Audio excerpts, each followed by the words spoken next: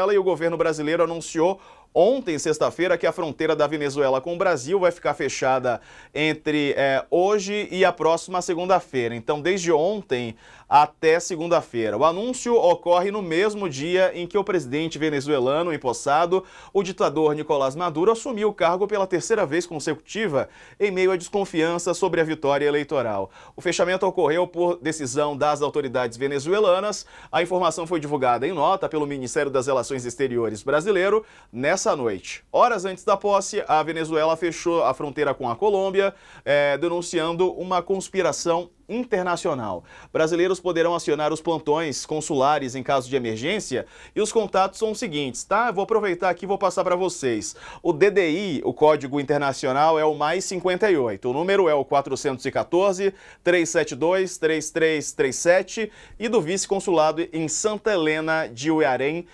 também DDI, o código internacional mais 58-424 e o número 955-1570, ambos têm o WhatsApp, tá bom, pessoal? O governo da Venezuela fechou as fronteiras com o Brasil ontem. A fronteira entre os dois países, localizada em Pacaraima, em Roraima, está fechada desde amanhã de sexta-feira. Imagens enviadas pela Polícia Militar de Roraima mostram a passagem fechada por cones e barras de metal. Elas teriam sido colocadas por militares da Guarda venezuelana. A movimentação no local é tranquila, segundo a PM de Roraima.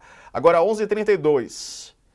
Estamos de volta com toda a nossa audiência, ainda para falar sobre Venezuela. Carla, quais informações você tem? Fechamento da fronteira unilateral por parte da Venezuela, né, que está se isolando cada vez mais. O Maduro tomou posse, Maria Corina foi, teoricamente, ali interceptada violentamente, detida. O Edmundo Gonzalez disse que voltaria e tomaria posse ele como presidente eleito, não voltou, Maduro tomou posse, mas eles mantêm o discurso de que o Gonzalez vai voltar em algum momento, vai assumir o poder, o que cada vez fica mais difícil com esse recrudescimento mesmo da violência do regime do Maduro, né, Carla? Diego, e essa questão da Venezuela, ela é uma questão diplomática, como você coloca aí quando as autoridades venezuelanas determinam o fechamento da fronteira. Ela acaba sendo também uma questão de defesa, né? Porque, eventualmente, se existir algum problema na fronteira, você disse aí que está tudo tranquilo, né? Ainda bem. Mas caso, por exemplo, haja uma tensão, a gente tem aí uma questão militar para ser acionado, digamos assim, e aí a gente tem também os desdobramentos políticos de tudo isso. Por quê? Porque o presidente Lula, ele tem essa, a gente sempre fala aqui, né, Diego, essa dificuldade, essa pedra aí no sapato, digamos assim, sobre a Venezuela. Por quê? Porque, de novo, quando a gente fala sobre os discursos e as narrativas, né? O presidente Lula, por exemplo, eu vi, resgataram agora, por conta da posse de Maduro, um vídeo dele, logo que ele assumiu a presidência, defendendo o Maduro, né, no início ali de 2023, no cerimônia no Itamaraty, saindo, e tem falas, muitas falas do presidente Lula nesse sentido. Então, obviamente, isso é usado pela oposição como uma forma de, olha, tá defendendo ali o ditador. Mas, diplomaticamente, o Brasil tentou, ao longo desses meses, como você citou aí, se posicionar junto com a Colômbia e México ali, para tentar forçar com que o governo venezuelano divulgasse as atas, né, que comprovassem a vitória de Maduro. O Brasil, ele é um ente estratégico nessa questão diplomática, né? Então, o peso do Brasil na diplomacia é muito importante e o mundo também sabe disso, e por isso o Brasil precisa romper completamente com a Venezuela. Existem fontes diplomáticas que dizem que não, alguém precisa conseguir conversar. E o Brasil entra como uma espécie aí, muitas vezes, né, de mediador, de diálogo. Agora, a gente tem que ver, esse fechamento unilateral por parte da Venezuela é anunciado até a segunda-feira. A gente tem que ver como é que começa a semana, como é que a diplomacia venezuelana e brasileira vão agir daqui para frente. Porque você tem, de novo, eu disse, uma série de questões políticas, diplomáticas e de defesa para olhar nessa questão, que é uma coisa que não dá mais para o presidente Lula negar de fato, que o processo venezuelano eleitoral faltou transparência, né? E aí é preciso coerência para a gente ver como é que fica sendo a posição do Brasil daqui para frente. Então, assim, é sempre uma questão que desgasta e que gera atenção, apreensão, muito estudo, muito debate no governo brasileiro para todos esses posicionamentos, Diego. E você, Matheus, como é que tem visto essa movimentação na Venezuela? Parece um recado claro mesmo para o Brasil, né? Parece que a Venezuela está fazendo pirraça. Olha, vocês não mandaram, não mandou representante, mas o Lula não esteve lá. Enfim, tem um desprestígio ali, tem um afastamento ali muito claro. Eu fui ver, em 2023, por exemplo, você tem um fluxo ali, ali na fronteira, Roraima e Venezuela, mais ou menos 400 pessoas por dia, né? A gente vai esperar agora, segunda-feira, como é que vai ser.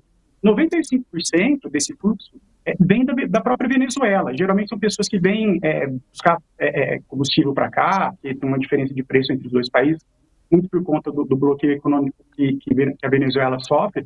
Agora, na questão diplomática, me parece mesmo assim, um recado para o Brasil, né? Olha, vou jogar duro com vocês a partir de agora, porque vocês não reconheceram a eleição, sendo que a Venezuela ela desautoriza o Brasil com um papel de mediação, né? O Brasil tentou ser o mediador de uma contestação muito clara da comunidade internacional e da oposição à eleição do Maduro, e a Venezuela não aceitou esse papel. O Brasil ele se colocou nesse papel como ele historicamente sempre se colocou. Então você tem esse impasse e essa sinalização de que as portas estão fechadas para o diálogo, né? Tem uma coisa quase simbólica ali nesse fechamento de fronteira. Vamos ver como vai ser até depois de segunda-feira, né? Mas aparentemente a gente tem até uma nota da polícia em Roraima dizendo que está tudo normal, tudo funcionando, não tem nenhum tipo de conflito por lá. Aparentemente é mais um recado mesmo, e a gente não sabe até onde isso vai. Exato, tá tudo, não há violência nesse momento, mesmo como disse aí o Matheus, a polícia de Roraima disse que está tranquilo, mas houve uma decisão por parte da Venezuela de fechar a fronteira aqui com o Brasil na região de Pacaraima, né, em Roraima. Carla, o governo brasileiro então, como noticiou o Jamil, decidiu emitir esse alerta, esse comunicado de que vê com grande preocupação as denúncias de violação de direitos dos opositores de Maduro.